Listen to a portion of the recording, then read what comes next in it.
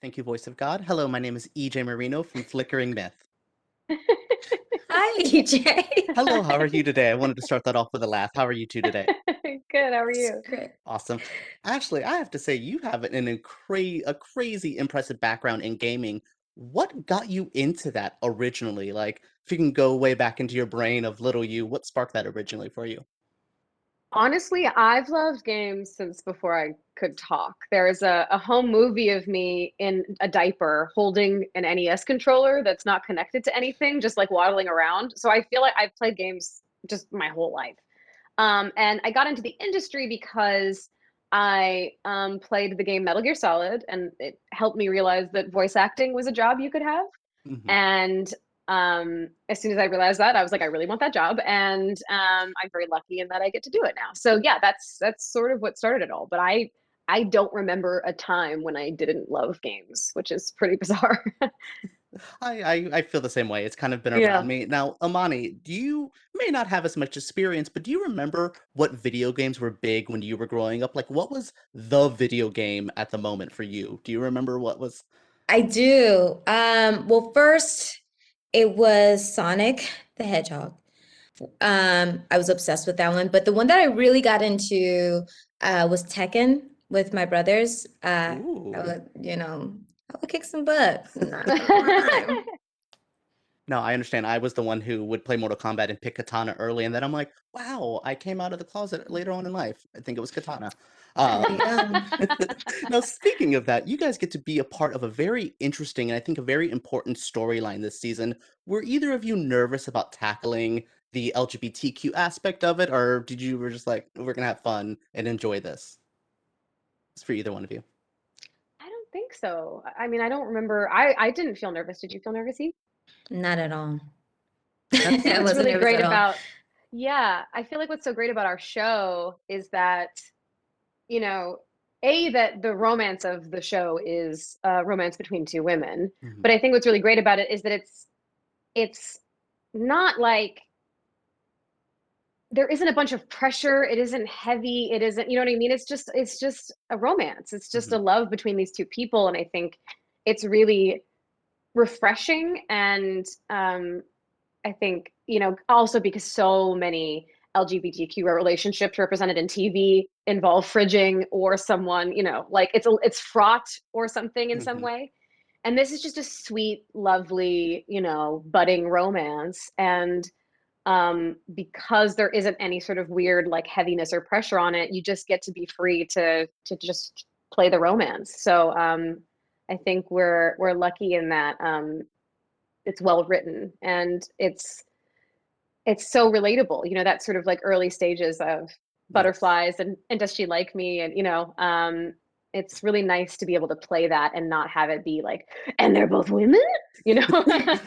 Well, I love that it's even a joke in the show. I won't spoil anything, but you're like, and here's what's happening, and everyone's like, okay. And I'm like, that's what we want. That's Yes. all that we want in life is to be Yeah, so boringly normalize. normal. So I Yes. love it. I think you guys handle this so well. So I want to say thank you so much for speaking with me today.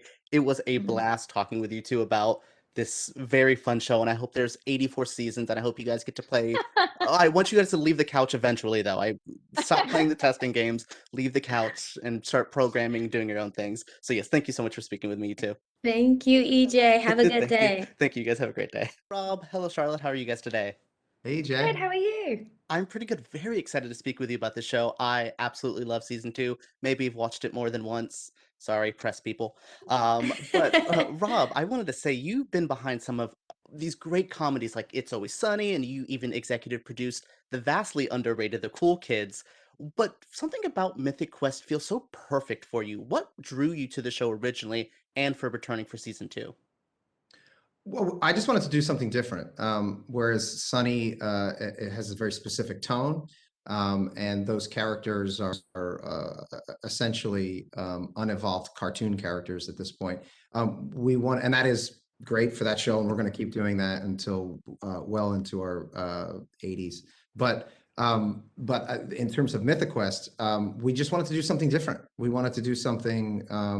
That felt a little bit more authentic to the real world, and that we wanted to explore characters that were true human beings who could grow and learn and progress. Oh, that's I feel that 100%, and I love these characters. They do feel like fleshed out real people, which brings me to Charlotte. No disrespect to any of the other characters, but you might be the one I relate to the most with Poppy. Is there something that you relate to the character as well, or is she just a pure invention of you and the writers' minds?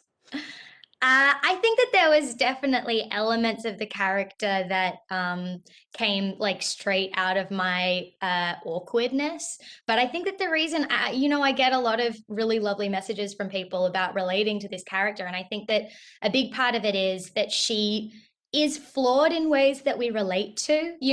She's the way that I always think of her is that she's really good at this one thing. She's really confident about it. That's programming, coding. And then almost every other aspect of her life, she's a mess. And I personally relate to that. Like, I feel like often when I'm on a set, I feel whole. I feel like I know exactly what I'm doing. And then I go home and I'm like, "Wah!" And I think a lot of people probably have similar experiences. Yeah, it feels so real. Like Rob was saying, it feels like these fleshed out actual. I understand her. I get her pain, and you guys also have these very dramatic moments as well. This shows some great comedy, but there was a moment where it's the episode where everyone found out they're animals. That you guys were speaking at the end. Rob, how important do you find having that balance in between comedy and some of the more serious stuff on the show?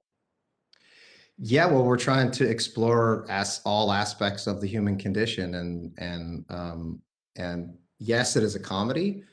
So sure, we want to make sure that what we're doing first and foremost is entertaining, and secondly, we want to make people laugh. But I think to do a show like this correctly and to present fully formed human beings, you're going to see them go to really dark and dramatic places because that's where we all go to.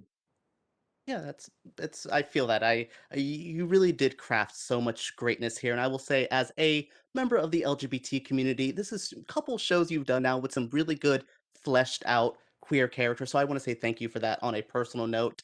You definitely have created characters that I actually enjoy watching, which is hard on television these days. I love all of the characters here. So I want to say thank you guys so much for speaking with me today, and I hope to see more of the show. I love it so much. I want to see season 3, 4, 5, 18 like It's Always Sunny has.